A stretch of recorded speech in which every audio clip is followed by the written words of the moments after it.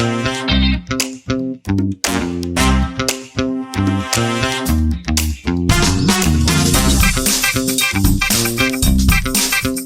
Omers, balik lagi ke Maxi Gara Channel. Hari ini kita di podcast AMG Live. Hari ini gue kedatangan salah satu diecaster Indonesia yang mungkin Omers semua udah pada tahu. Tapi hari ini kita mau nggak cuma ngomongin mainannya aja, tapi we wanna talk about gimana sih diecaster punya kehidupan di kacamata beliau, dan mungkin apa sih yang bisa kita pelajarin dari kehidupan sebagai seorang diecaster Indonesia. Oke, penasaran siapa? Follow me.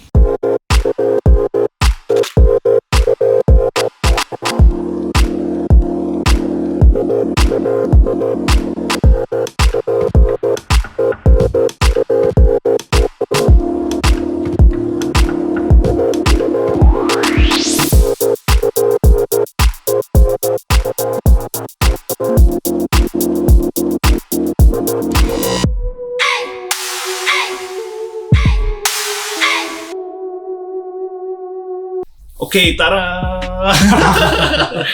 Oke, Mas. Oke, thank you banget Om udah datang. Masih pagi guys. Jadi hari ini kita mau sharing about kalau mainan kita sering ngobrolin ya Om ya, gitu ya, mainannya sendiri. Tapi hari ini kita kedatangan juga Om Kemas sama Putri sulungnya ya.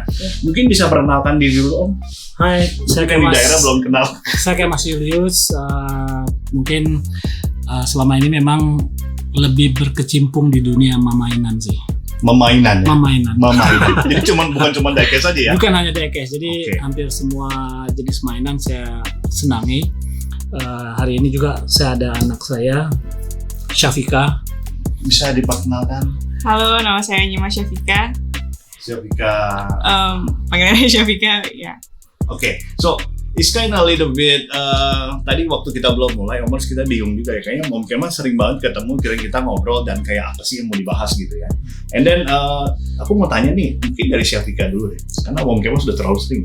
Syafika, gimana sih rasanya jadi anak seorang diecaster Indonesia yang cukup dikenal sama semua diecaster, dan gimana sih perasaan Syafika sendiri gitu?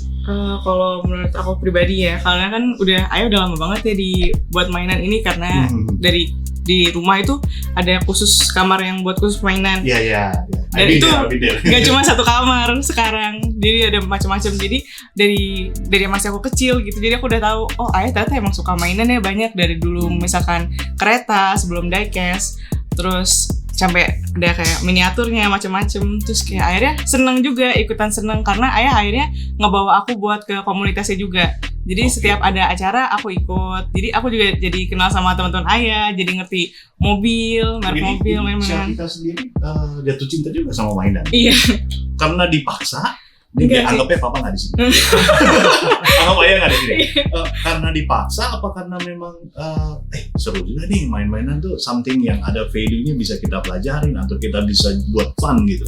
Lebih ke fun sih, karena kan ngeliat ayah tuh, maksudnya ayah dari mainan ini jadi punya banyak temennya, jadi kayak aku ngerasa kalau mainan itu bisa ngebuka wawasan kita gitu. Oh, jadi banyak link, banyak teman-teman yang mungkin kita beda profesi tapi bisa disatukan gitu. Iya, lebih ke mainan mobil-mobilan itu. Kalau sekarang Syafika juga koleksi mainan? Kalau koleksi kadang aku nanya ke ayah dulu. Kalau misalkan aku lagi pengen, ayah kan kalau ayah suka Buzz Lightyear, jadi dia punya semua barang yang Buzz Lightyear. Jadi pas aku itu juga nurun ke aku jadi suka Buzz Lightyear juga. Tapi kalau misalkan aku mau, aku nanya dulu ke ayah Hot Wheels yang Buzz Lightyear atau Tomica yang Buzz Lightyear mana sih yang bagus gitu.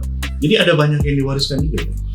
Dulu sebenarnya dia punya koleksi sendiri, tapi Barbie. Cuman begitu dia punya Barbie itu lumayan banyak.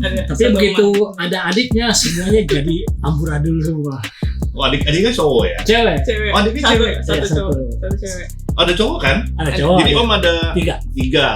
Oke. Nah, yang kecil itu cewek. Itu koleksi Barbie-nya hancurin semua, bener-bener di bathtub itu isinya Barbie semua. Celup-celupin. Jadi sekarang koleksi Tomica ya? Ada Tomica gitu ya. Oke, so apa sih kesan pesannya nih gitu, misalnya kayak jadi anak seorang diecaster, karena ayah kan cukup wow, everyone know him. Iya. Ya karena ayah kan kadang-kadang apa ya, sering banget di luar cuma untuk mainan gitu. Jadi kadang iya misalkan pas lagi weekend ayah udah ada jadwalnya sendiri, minggu ini mau ke om ini ngeliat mainan ini, atau terus minggu depannya mau ke om ini ngeliat tokonya. Jadi kadang-kadang aku ikut juga gitu biar ngeliat. Ikut gitu ya. Iya. Karena kadang ada yang aku pengen juga kan, nanti aku tinggal ayah kalau mau bilang ini ayah ada nggak, nanti dikasih sama ayah di rumah. Tapi Kayak pernah nggak ada kayak kok ayah lebih sering ke mainan sih daripada ke aku gitu? Ada nggak perasaan kayak gitu? Enggak sih. Enggak gitu ya? Enggak. Enggak ya, maksudnya kayak ya udah gitu kan. Karena Syafika sendiri diajak untuk ke apa yang ayah lagi lakuin gitu ya. Oke. So, Om Kemas, gimana sih?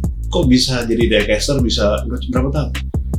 Kalau boleh tahu. Mungkin kalau real hitungan tahunnya mungkin sejak 86 ya, 86, 87 lah. 86, jadi sekarang sekitar 24 tahun ya? Lebih, 34 tahun. 34 tahun lah. Kalau yang benar-benar itu masih kuliah. Masih kuliah? Masih kuliah. Jadi waktu itu kebetulan, jadi awal pemicunya memang dari tetangga. Jadi tetangga waktu itu punya mobil VW Kodok. Kebetulan sekarang jadi ketua MPR. Oh really? Iya, dia kebetulan tetangga saya. Dia punya VW Kodok, seneng aja lihat mobil VW Kodok. Nggak mampu beli VW Kodoknya, beli mainannya. Mulai dari situ. Oh jadi memang ini contagious juga ya? Iya. Kayak apa sih? Kayak kita tuh bisa kadang-kadang bener kata-kata Om Rus kadang kena racun bener. Tapi bukan racun yang gimana ya? Maksudnya kayak when you enjoy it ya, jadi racun jadi madu gitu kan? Jadi ya itu karena belum mampu beli mobil VW Kodok, ya udah beli mainannya. Tapi akhirnya pada suatu masa kebeli mobil VW-nya. Nah ternyata hobinya nggak berhenti nih. Walaupun saya masih kecil mainnya Teen Toys waktu masih kecil ya, maksudnya waktu masih anak-anak lah. Waktu 80-an itu saya udah kuliah awal pertama. Oh jadi Syafika lahir papa udah in this hobby ya?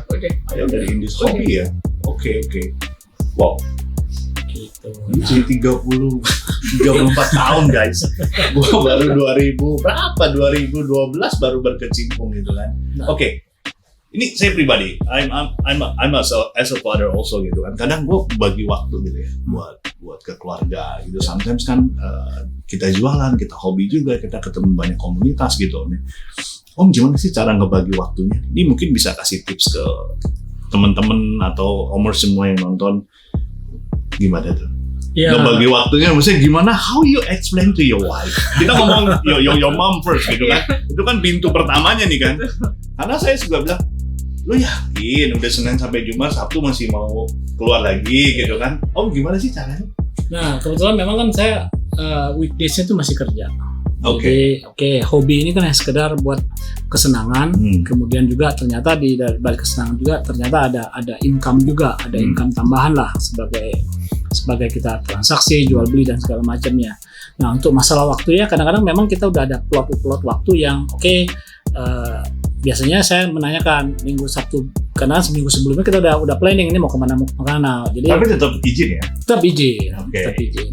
Wow. But you can manage, Om kan cukup sibuk. Kayak aku sekarang melihatnya cek sound di sini, cek sound di sana gitu kan. Itu udah tagline-nya Om Kemas sendiri gitu. Maksudnya how you manage the time gitu, how you, banyak kan kalau Om lihat kan banyak yang curhat. Aduh istri marah-marah nih gitu kan, karena mainan jadi ada yang berantem gitu segala macam. Gimana sih kiat-kiatnya gitu loh? Kalau itu mungkin hanya masalah mungkin keterbukaan lah dalam. Oke, that's the point ya. Kita harus terbuka. Gini kadang-kadang memang satu sisi melihat ini kan hobi konsumtif ya, dalam pengertian kita harus keluar uang yang cukup lumayan lah. Tapi in return kalau memang kita bisa menjelaskan itu bahwa ini ada value dan value itu bisa dinikmati kemudian hari, insya Allah itu jadi suatu pemahaman buat pasangan kita. Karena begini, waktu itu ada kejadian ya, ini true story lah dalam pengertian. Sama Anda? Bukan saya, sama yang lain ya, ada caster lain ya. Jadi dia koleksi isu yang ngomel terus segala macam. Ada suatu masa suaminya lagi bosan lah, istilahnya dalam masa puncaknya kebosanannya datang, dijual sama dia. Dijual sama dia beli mobil. Jadi duit. Istri kaget. Lo beli mobil duit dari mana gitu lah. Udah jual mainan. Dikira ngerampok gitu. Dikira nyolong dari mana nih laki gua gitu kan. Dia bilang ini dari jual koleksi mainan baru, isinya maksudnya realize bahwa ternyata ada value-nya. Ada value-nya. Jadi hal-hal seperti itu yang kadang-kadang memang perlu kita edukasi keluarga lah, terbuka lah buat keluarga. Walaupun sampai sekarang pun masih banyak juga teman-teman diecaster yang masih mengalami seperti itu.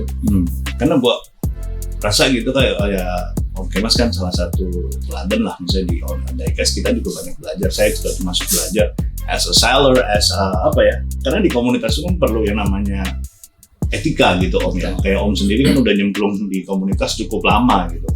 Nah kalau Om lihat nih sekarang etika yang sekarang nih anak-anak milenial, anak-anak yang diecaster ya, kita ngomongin diecaster secara luas. What do you think about it? I mean like etikanya apa sudah berkurang atau mereka kira-kira tuh gimana menurut Om? Kalau menurut saya sih semua itu masih, kalau menurut bagi saya sih pribadi ya, itu masih dalam tahap wajar. Tahap wajar dalam pengertian gini, kita tidak bisa menampik bahwa ada perubahan generasi, perubahan dalam bergaul, berkomunitas itu ada. Jadi kita paling tidak harus ngikutin perkembangan. Tapi ada satu hal yang kadang-kadang memang yang jadi kadang-kadang saya prihatin dalam hal begini. Mungkin misalnya saya punya masalah dengan Om Michael nih. Saya ngajak orang untuk musuhin Om Michael, itu kan nggak fair. Jadi ngumpulin kelompok gitu ya? Ngumpulin orang bahwa Om Michael-nya nggak bener gitu loh. Padahal kan saya cuma punya masalah Om Michael, kenapa? Personal gitu ya? Personal masalah pribadi, kenapa harus ngajak orang? Walaupun tujuannya saya mungkin biar orang lain nggak kena sama Om Michael, tapi kan belum tentu juga. Istilahnya gini, jadi kubu-kubuan ya Om ya, bikin ada kubu buat segala nyerang macam, gitu ada buat nyerang begini segala macam sebagainya. Walaupun itu ya mungkin tujuan awalnya baik, dalam artian hati-hati dengan Om Mike gitu. Yes. Ya bisa jadi seperti tujuannya, tapi kan kadang-kadang kita nggak worth it juga. Kasus masalah, misalnya saya punya masalah dengan Om Michael cuma masalah mainan uang 50.000. Tapi jadi kemana-mana. Jadi kemana-mana yang value-nya tuh more than 50,000 gitu. Jadi menurut saya nggak fair lah, dan jadi membuat kita jadi malah lebih buruk dari yang kita ngomongin dong. Betul, kurang lebih begitu menurut gitu, saya. Kan? Itu yang saya prihatinkan. Istilah itu kadang-kadang blacklist lo belum tentu blacklist gua gitu loh. Kalau menurut saya blacklist di lo mungkin whitelist di gua gitu, atau bahkan as long you can clear sama orangnya in person kan masalah kadang-kadang gitu. tinggal masalah komunikasi mungkin dengan orang itu selesaikan baik-baik ya, nggak perlu jadi istilahnya dibawa ke media sosial. Apalagi sekarang media sosial sekarang apa-apa udah gila banget. Everything is very fast gitu. Jejak digital itu luar biasa lah. Kejam, sangat kejam. Gitu. Oke, nah itu balik lagi nih ke family things gitu. Nah, tapi pernah nggak ada satu momen gitu, mungkin Syafika juga pernah nyaksiin mama papa ribut gara-gara mainan? Enggak sih. Sama sekali? Iya, cuma Dia baru 22. Mungkin sebelum kamu lahir udah ada. Awal-awal baru beradaptasinya itu pasti ada Om ya? Awalnya kebetulan memang dulu. Ini rahasia. Bisa di-sharing. Enggak, karena dulu tuh saya kan memang hobi VW itu udah lama. Ya, kebetulan waktu saya sama istri masih pacaran pun dia support. Jadi kadang-kadang waktu itu kalau dia pergi, dia juga ikut bantu cari mainan VW. Wah, ini tante perlu masuk ke ini sebenarnya. Rahasia-rahasianya perlu dikasih tahu nih buat omas ya. Kalau udah di syuting nih nonton nih gitu kan istrinya gitu. Tapi nggak pernah sama sekali. Ada lah dikit-dikit gitu mungkin ya. Mungkin ada ya, tapi di waktu Om ada kilaf-kilaf belanja kebanyakan gitu. Ada mungkin mama suka ngomong sih, kok ayah belanja mainan terus ya gitu. Tapi kan pernah nggak kayak bilang gitu? Ini tempat ayah nggak gitu. Saya lihat nih papa nih jadi berantakan semua gitu. Pasti pernah dong. Iya, cuman kadang kan saking banyaknya barang itu, kadang aku juga jadi nggak berani karena ayah misalkan aku ngambil takut hilang. Nggak takut hilang. Jadi aku nggak berani karena nanti misalkan aku ngambil satu mobil atau apa, pasti ayah tahu. Jadi ayah tahu kan. Bisa tahu tuh. Kalau ada yang kegeser gitu. Kadang-kadang ayah tahu kalau misalkan mobil ini kok nggak ada. Walaupun kadang-kadang ketahuan itu bukan on the spot. Dari tiba-tiba pas lagi nyari ingat. Kok nggak ada? Jadi dulu pernah kebetulan ada istilah itu yang ngurus di rumah berlaku kurang baik gitu. Ketahuannya gitu, pas saya cari hilang. Dan dia diambil sama dia gitu. Dan dia mengakui, karena dia mengakui. Ya karena mungkin karena dia udah lihat juga nih ada value, jadi otaknya jadi wah ini lumayan nih gitu kan, jadi timbul kayak gitu-gitulah. Oke. Nah kalau Syafika sendiri gimana sih kayak apa ya ngomongnya ya, kayak bentuk supportnya ke ayah gitu. Dia pernah nggak ngerti ayah itu kalau kemainan tuh happy gitu.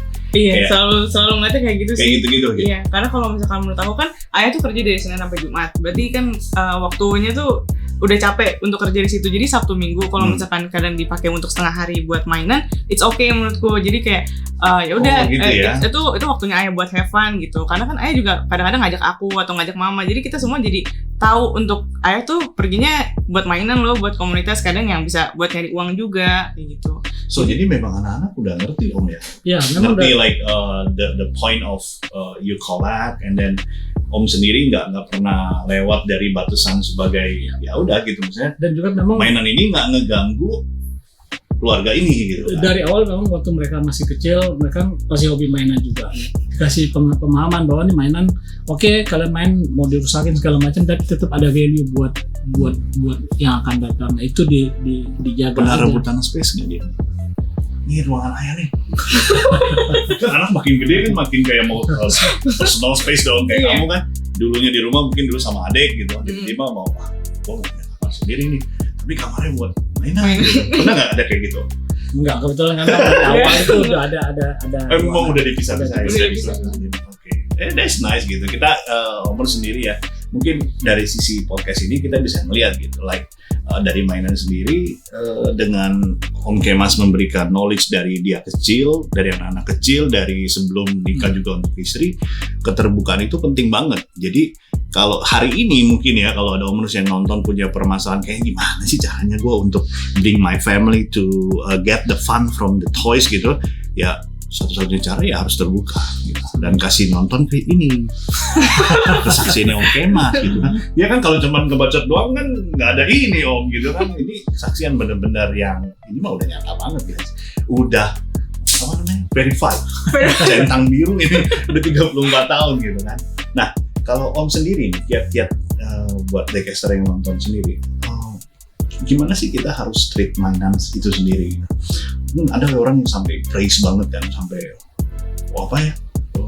nggak bisa budgetnya tuh kayak over, ada yang namanya istilahnya kilaf belanja, sampai ada yang sampai ribut sama istri gitu.